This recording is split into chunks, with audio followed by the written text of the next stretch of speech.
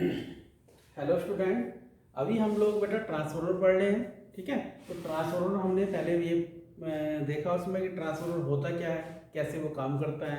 उसके बाद हमने उसमें ये देखा कि क्या क्या उसके टाइप होते हैं, उसके टाइप कितनी कैटेगरी में डिवाइडेड है वो हमने समझा। उसके बाद हमने ट्रांसफार्मर का इक्विवेलेंट सर्किट देखा। ठीक है, और अब हम बात कर रहे हैं ट्रांसफार्मर के अंदर क्या क्या लॉसेस होते हैं और ट्रांसफार्मर की एफिशिएंसी कैसे कैसे फाइंड आउट करते हैं। ठीक, एफिशिएंसी क्या होती है और लॉसेस क्या होते हैं।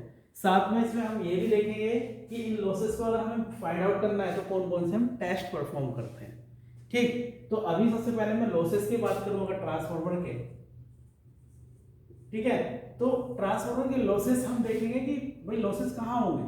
हमने सप्लाई दी है तो वो सप्लाई जहां जहां जाएगी वहीं वहीं पे वो लॉसेस दे रही होगी। ठीक है, तो इसके अंदर पहले देखते हैं कि इसके अंदर मेन कंपोनेंट क्या है। तो दो ही मेन कंपोनेंट है, एक होती है बाइंडिंग और एक होता है हमारे पास कोर। ठीक है, तो इसके दो ही तरीके के मेन लॉस होते हैं। एक होता है बेटा कॉपर लॉस जिसे हम कहते हैं बाइंडिंग लॉस। जो बाइंडिंग के अंदर जो लॉस होता है उसे बोला जाता है कॉपर लॉस। जो लॉस हमारा बाइंडिंग के अंदर होता है उसे बोला जाता है कॉपर लॉस। क्योंकि कॉपर ही क्यों कहा, क्योंकि मैक्सिमम हम ये मान के चलते हैं कि जो बाइंडिंग हम ले रहे हैं वो कॉपर की ले रहे हैं। ट्रांसफार्मर के डिजाइनिंग में हम जो बाइंडिंग ले रहे हैं we are using the copper binding. ठीक है, तो कॉपर बाइंडिंग यानी बाइंडिंग के अंदर जब सप्लाई गई तो उसने कुछ ना कुछ लॉस भी करा होगा ना, तो उसे क्या बोलेंगे हम, बाइंडिंग लॉस या फिर कॉपर लॉस। दूसरा जो मेरे पास लॉस है वो होता है आयरन लॉस या फिर कोर लॉस। ठीक है, एक मेरा बाइंडिंग के अंदर लॉस होता है और एक मेरा किसके अंदर लॉस होता है, कोर के अंदर लॉस होता है। एक मेरा बाइंडिंग के अंदर लॉस होता है और एक मेरा कहाँ होता है, कोर के अंदर जो लॉस होता है। कोर को हम ऐसे मान के चल रहे हैं कि एक आयरन मटेरियल की बनी हुई है। ठीक है, तो उस लॉस का हमने क्या नाम दे दिया, आयरन लॉस दे दिया। फर्दर कोर लॉस जो होता है वो दो पार्ट में डिवाइड होता है, जिसे कहते हैं हिस्टैरिसीस लॉस। एक पार्ट तो हो गया हिस्टैरिसीस लॉस, ठीक है, और एक पार्ट हो गया मेरा एडी करंट लॉस। हिस्टैरिसीस हो गया और दूसरा हो गया मेरा एडी करंट लॉस।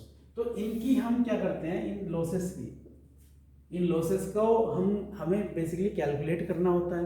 क्योंकि जब तक हम लॉस कैलकुलेट नहीं करेंगे हमें उसकी परफॉर्मेंस पता नहीं चलेगी ट्रांसफार्मर की, हमें उसकी एफिशिएंसी पता नहीं चलेगी। तो इन लॉसेस को फाइंड आउट करने के लिए दो तरीके के टेस्ट करे जाते हैं। ठीक है, टेस्टिंग ऑफ ट्रांसफार्मर।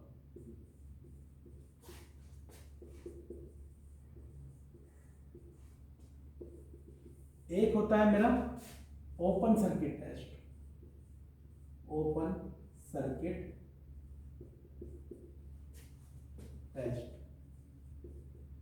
ठीक, और एक होता है मेरा शॉर्ट सर्किट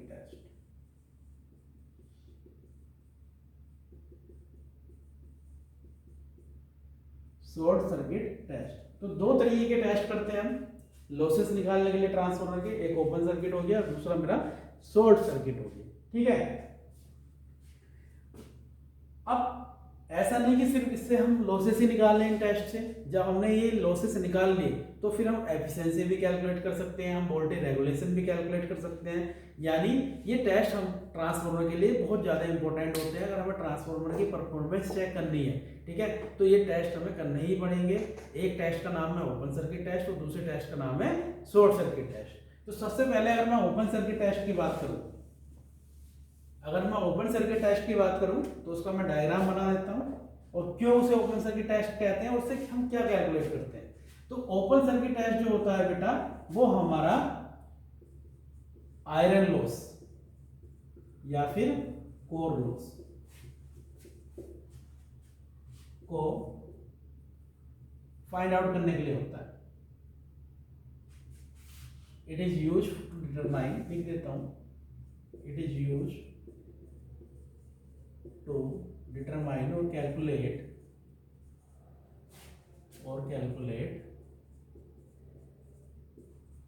iron loss और कोर लॉस। ठीक है, जो लॉस हमारा आयरन लॉस या कोर लॉस को देखने के लिए यूज होता है निकालने के लिए यूज होता है, फाइंड आउट करने के लिए यूज होता है, उसे कहते हैं ओपन सर्किट टेस्ट। ठीक, ओपन सर्किट टेस्ट में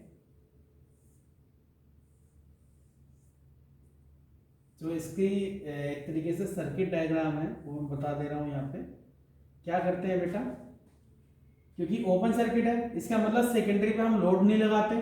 ठीक, तो यहाँ पे हम एक वाट मीटर लगाते हैं प्राइमरी के साथ, ये मेरी प्राइमरी वाइंडिंग होगी। एक एमीटर लगाते हैं, एक वोल्ट मीटर लगाते हैं, ये मैंने इनपुट दे दिया, ये मेरा वाट मीटर हो गया डब्ल्यू में। ठीक है, और सेकेंडरी जो होती है वो मेरी रहती है ओपन,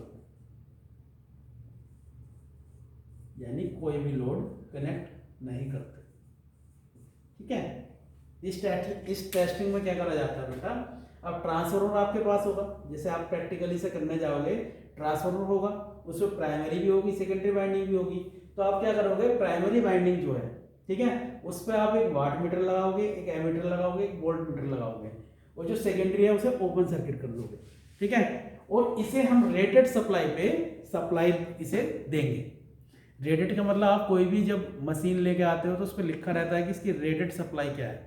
ठीक है, इसकी रेटिंग क्या है, रेटिंग में उसमें होगा कि कितनी वोल्टेज पे काम करता है, कितना इसके अंदर करंट है, मैक्सिमम करंट क्या फ्लो करा सकते हैं, कितना इस पर हम लोड वगैरह लगा सकते हैं, कितनी फ्रीक्वेंसी पे चला सकते हैं। ठीक है, तो हम क्या करेंगे, इसे रेटेड सप्लाई पे वोल्टेज देंगे। ठीक, रेटेड वोल्टेज देंगे, और सेकेंडरी को क्या कर लेंगे, हम ओपन सर्किट कर लेंगे। ठीक है, तो अब आप देखोगे कि इस वाट मीटर के अंदर कुछ ना कुछ रीडिंग आ रही होगी, इस एमीटर के अंदर कुछ ना कुछ रीडिंग आ रही होगी, और वोल्ट मीटर हमारी सप्लाई वोल्टेज दिखा रहा होगा। ठीक, अब आप कहोगे कि सर ये रीडिंग क्यों आएंगी, तो रीडिंग आप देखोगे कि ये वाट मीटर रीडिंग क्या दिखाता है, वाट मीटर पावर दिखाता है, कितनी पावर कंज्यूम हो रही है, एमीटर करंट बताता है कितना करंट जा रहा है। ठीक है, तो जब हमने कोई लोड ही नहीं लगाया, तो फिर क्यों ये रीडिंग लेगा, इसे कोई पावर नहीं लेनी चाहिए थी, इसे कोई करंट नहीं लेना चाहिए था, बट फिर भी कुछ ना कुछ ये पावर लेता है, कुछ ना कुछ ये करंट लेता है। ठीक है, तो वो पावर और करंट हमारा कहाँ खर्च हो रहा है, वो हमारा खर्च हो रहा है आपका किसमें, कोर लॉस कंपोनेंट में। कोर के अंदर जो लॉस हो रहे हैं उसे वो कंपनसेट करने के लिए यहाँ से वो सप्लाई कंज्यूम करता है। ठीक है, यानी यहाँ पे जो आपको रीडिंग मिलेगी वो रीडिंग किस चीज़ की मिलेगी, वो रीडिंग आपको मिल रही होगी जो इस कोर के अंदर पावर कंज्यूम हो रही होगी, क्योंकि और तो कुछ है ही नहीं। सेकेंडरी तो आपने ओपन कर रखी है, तो सेकेंडरी पे तो कोई लोड ही नहीं है, तो उधर तो कोई लॉस होने का मतलब ही नहीं है, क्योंकि करंट भी फ्लो नहीं हो रहा है सेकेंडरी में, तो जिससे उसकी बाइंडिंग वगैरह में कोई लॉस हो रहा हो। ठीक है, तो यहाँ पे हम ओपन सर्किट टेस्ट जो करते हैं वो हमारा सिर्फ कोर लॉस को फाइंड आउट करने के लिए कर रहे हैं, कोर लॉस निकालने के लिए। ठीक है, अब इसमें अगर मैं बात करूं जो वाट मीटर है, जो वाट मीटर की रीडिंग है, ठीक है, वो हमारी क्या आती है, वो हमारी आती है PI = VI0 cos phi। यानी ये जो PI पावर निकल कर आ रही है, ये पावर जो आएगी, जैसे कुछ भी आए, 3 वाट आए, 4 वाट आए, 10 वाट आए, 20 वाट आए, वो क्या होगी हमारी, उसका formula V × I0 cos phi0। ठीक है, ठीक, तो ये हमें पता चल गया कि हम जो ओपन सर्किट टेस्ट करते हैं क्यों करते हैं और तरीका क्या है करने का। तरीका यही होता है कि हम क्या करते हैं, सेकेंडरी को ओपन कर देते हैं, प्राइमरी पे रेटेड सप्लाई अप्लाई करते हैं, वाट मीटर लगाते हैं, एमीटर लगाते हैं, वोल्ट मीटर लगाते हैं। ठीक है बेटा, उसके बाद हम दूसरे टेस्ट की बात कर रहे हैं जो कि हमारा क्या है, शॉर्ट सर्किट टेस्ट। सेकेंड है हमारा शॉर्ट सर्किट टेस्ट। ये हमारा कैलकुलेट करने के लिए यूज होता है कॉपर लॉस।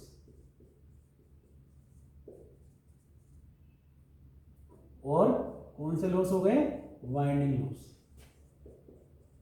अगर हमें वाइंडिंग लॉस निकालने हैं या फिर कॉपर लॉस निकालने हैं तो उस केस में हम क्या करते हैं, हम यूज करते हैं short circuit test. Short circuit का मतलब हम सेकेंडरी को शॉर्ट कर देते हैं। ठीक है, यहां पे करंट फ्लो होगा।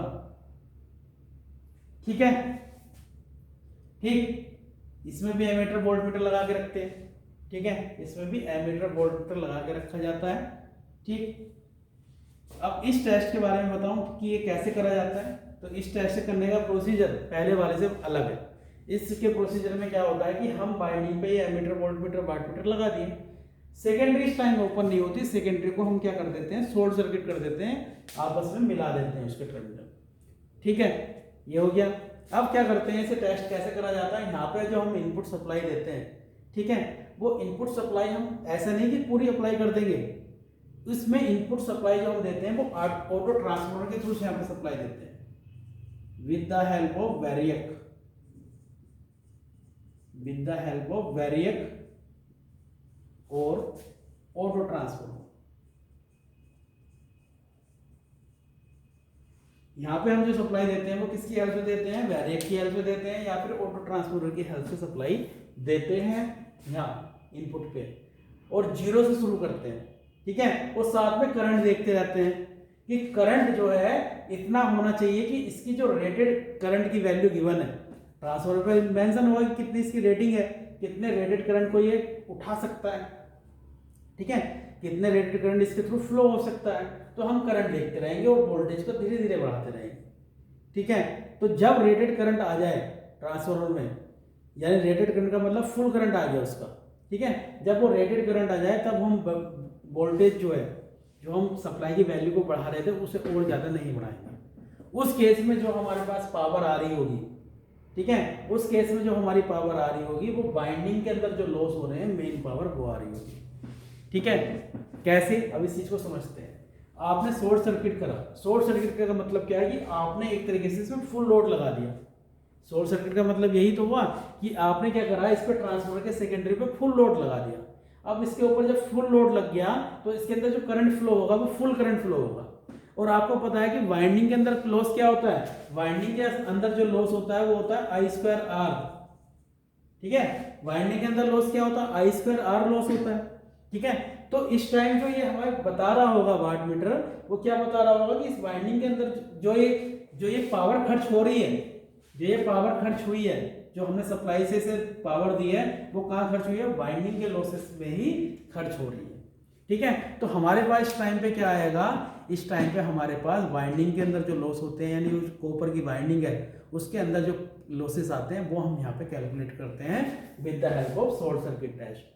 ध्यान ये रखना होता है कि सप्लाई इसमें हम ऐसा नहीं कि एकदम से फुल दे देंगे, सप्लाई इसमें ऑटो ट्रांसफार्मर या वैरियक की हेल्प से दी जाती है और उतनी सप्लाई दी जाती है जितने पे हमें रेटेड करंट इसके अंदर फ्लो होना दिख जाए।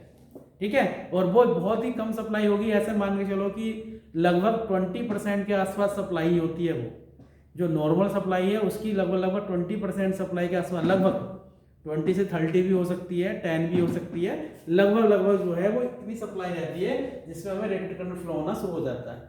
आप कहोगे इतनी कम सप्लाई पे कैसे रेटेड करंट फ्लो हो जाएगा, इतनी कम सप्लाई पे रेटेड करंट इसलिए फ्लो हो जाएगा क्योंकि हमने सेकेंडरी को शॉर्ट सर्किट कर रखा है, तो एकदम फुल करंट उसमें फ्लो होने की कोशिश करेगा। ठीक है, तो थोड़ी सी भी सप्लाई आप दोगे तुरंत करंट फ्लो होने की कोशिश करेगा। ठीक, तो जब आप रेटेड करंट वहां पे देख लो, फिर देख लो कि कितनी पावर वहां पे जा रही है, वो पावर हमारी खर्च हो रही है किसमें, बाइंडिंग के अंदर, तो वहां से हम बाइंडिंग लॉस निकाल देंगे। ठीक है बेटा, ठीक, ये हो गया हमारा शॉर्ट सर्किट टेस्ट जो हमारा निकालने के लिए या कैलकुलेट करने के लिए यूज होता है कॉपर लॉस। इसके बाद हम बात करते हैं एफिशिएंसी की, इसके बाद हम बात करते हैं ट्रांसफार्मर की एफिशिएंसी।